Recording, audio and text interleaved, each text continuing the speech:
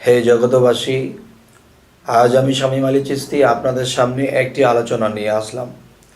সেই আলোচনাটি হলো যে মানুষ আল্লাহর পথে আল্লাহকে ডেকে বা আল্লাহর কোরআন অনুসারে চলে এবং আল্লাহর সম্পর্কে মানুষের সাথে ভালো কথা বলে, বোঝায়, হেদায়েতের জন্য মানুষকে ডাকে, ভালো, তাহলে কোরআন মতে সেই লোকটা আছে। কিন্তু আজকের কথা হলো যে কোরআনের বাহিরে চলে সেই মানুষটি কি করে প্রশংসিত হয়, এবং সেই মানুষটি শুধু মানুষের কাছে প্রশংসিত হয় না, মাকলুকাতের কাছেও প্রশংসিত হয়, কিন্তু কথাগুলা কোরআনের বাহিরে। আরও একটি কথা হলো যে এমনকি আল্লাহর কাছেও সে প্রশংসনীয় হয়। সেটি কেমন? যে কোরআনের বাহিরে চলল, কোরআনের বাহিরে বলল এবং কোরআনের বাহিরে অনেক কিছু করলো, তাহলে দেখা যায় যে সে তো আল্লাহর কাছেও পাপী, সে মানুষের কাছেও পাপী, মাকলুকাতের কাছেও পাপী। কিন্তু এখানে কি বলা হচ্ছে যে কোরআনের বাহিরে লোকটা চলাফেরা করলো, তারপরেও লোকটা প্রশংসিত হলো। এটা কি করে সম্ভব? হ্যাঁ, তবে এই কথাটি আজ আমি আপনাদেরকে ভেঙে বুঝিয়ে বলবো, তবে একটু ধৈর্যের সাথে শুনতে হবে। হে জগতবাসী, যেমন একটি জিনিস আপনারা একটু সহজে বুঝবেন, সেই বিষয়টি হলো যে আপনি যদি একজন সাধুর কাছে যান, সাধু সাংস্কৃতিক ভাষা, আর আরবি বা অন্য ভাষাতে আছে সুফি, যে নিজেকে পবিত্র করেছে তিনি সুফি, যিনি আল্লাহর সাধনা করেছে, আল্লাহর রূপ দর্শন করেছে। তখন এমন এক ব্যক্তির কাছে যখন যাবেন, তখন এই ব্যক্তি আপনার কাল পরশু এবং 2 মাস পরে, 6 মাস পরে আপনার কি হবে সে অগ্রিম বলে দিয়েছে। এবং দেখা যায় 6 মাস পরে সেটাই ঘটেছে। এবং মানুষের মধ্যে আল্লাহ এই ক্ষমতাও দেয় যে আপনি কোন দিন মারা যাবেন সেই মৃত্যুর টাইমটাও বলে যেতে পারবেন।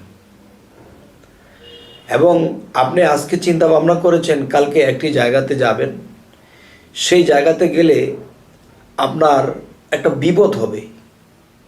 যদি আপনি জানতে পারেন তাহলে আপনি সেখানে যাবেন না। তাহলে সেটি একজন মানুষ বলতে পারে, যদি আল্লাহর সে সাধনা করে আর আল্লাহ যদি সন্তুষ্ট হয়, এই ক্ষমতা তার মুখের বাক্য শক্তি আল্লাহ তাকে দিয়ে দেয়।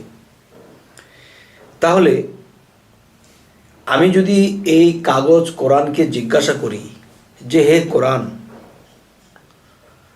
যে আমি তোমার পৃষ্ঠা উল্টাচ্ছি, বলো তো তোমার কত নম্বর আয়াতে বা কত নম্বর পৃষ্ঠা বা কত পারায় আছে যে আমি কতদিন বাঁচব? তো এই কথাটা কোরআনের মধ্যে নেই। তাহলে আমি কালকে এমুক জায়গাতে যাব, যে কাজের জন্য, কাজ তো হবেই না, আরও বিপদগ্রস্ত হব। দেখি কোরআনটা খুলে কোনো আয়াত নেই যে এই কথাটা লেখা আছে কালকে যেও না, এই বিপদটা হবে। আরও একটা বিষয় হলো যে 6 মাস পরের খবরও একজন আল্লাহপ্রাপ্ত ব্যক্তি বলতে পারে, আর আল্লাহ তাকে সে শক্তি দিয়েছে, আর সেই শক্তি সে কামাই করে নিয়েছে। তো এখন দেখা যায় যে এই লোকটার কিন্তু কোরআনের বাহিরে চলা হলো। 6 মাস পরের কি হবে সেটা বলে দিয়েছে, সেটা ঘটেছে। এমুক দিন একটা লোক রোগাক্রান্ত হয়ে মারা যাবে, এটাও সে বলে দিয়েছে। এটা কোরআনের কত নম্বর আয়াতে আছে? নাই, কিন্তু সে কিন্তু কোরআনের বাহিরে বলল। এবং দেখা যায় যে একজন আউলিয়া কোন দিন মারা যাবে তার নিজের মৃত্যুর খবর সে বলে যায়। দেখা যায় ঠিক সেই টাইমে চলে গেছে যে আমার মুর্শিদ আরশাদুল্লাহ চিশতি, আমার বাবা গাউসুল আজম, তিনি তার মৃত্যুর খবরটা পর্যন্ত বলে দিয়ে গেছেন। তাহলে মৃত্যুর খবরটা যিনি বলে দিয়ে গেছেন, তাহলে এই মৃত্যু ইমুক দিন হবে, এতটা বাজে হবে, এটা কোরআনের কত নম্বর আয়াতে লেখা আছে? তাহলে এই কথাটা কোরআনের কোনো আয়াতে লেখা নেই।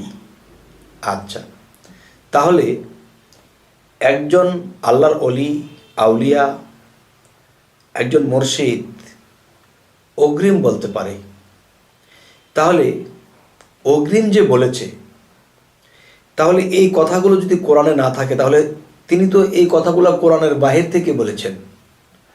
আচ্ছা, কোরআনের বাহির থেকে যদি তিনি বলে থাকেন, তবে যারা তার কথাটা শুনে কাজ করেছে হয়েছে, যেটা না বলেছে এটা হয়নি।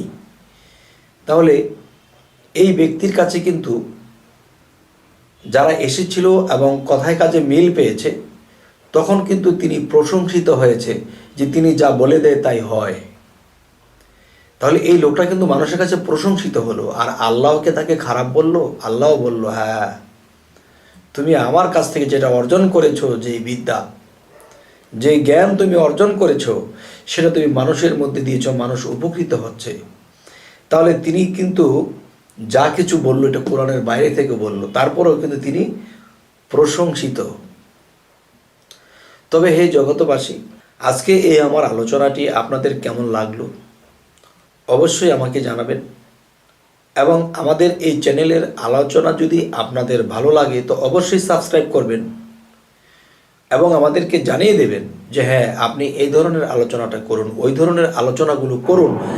দেখা যায় যে আমরা চেষ্টা করব ওই ধরনের আলোচনাগুলো করতে, যেই আলোচনাগুলো করলে একজন আশেক, একজন ভক্ত, তার হৃদয় নরম হয়, তার হৃদয়ে প্রেমের সৃষ্টি হয় এবং তিনি জ্ঞানী হতে পারে। হে জগতবাসী, তো আজ এ বলেই রাখবো। সকলেই ভালো থাকবেন। আল্লাহ হাফিজ।